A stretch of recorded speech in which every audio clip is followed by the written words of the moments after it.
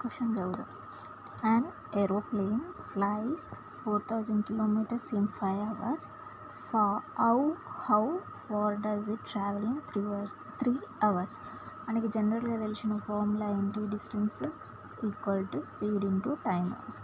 Time మనకి distance equal to speed into time. అంటే మనకి ఇక్కడ టైం కావాలంటే డిస్టెన్స్ బై స్పీడ్ చేస్తాం. ఇక్కడ ఏం అడిగారు? ఈ 3 అవర్స్లో ఎంత ట్రావెల్ చేస్తుంది అంటే ఎన్ని కిలోమీటర్లు ట్రావెల్ చేస్తుంది. మనకి ఒక ఏరోప్లేన్ అనేది 5 అవర్స్లో 4000 కిలోమీటర్లు పోయిందనుకోండి. అదే 3 అవర్స్లో ఎన్ని కిలోమీటర్ డిస్టెన్స్ ట్రావెల్ చేస్తుంది ఏరోప్లేన్ అనేది.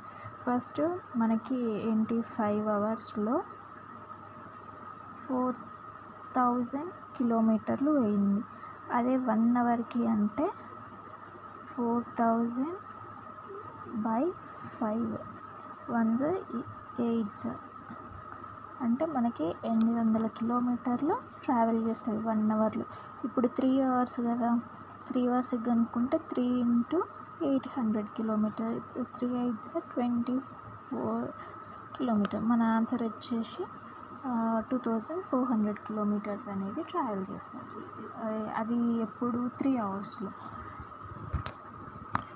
Thank you.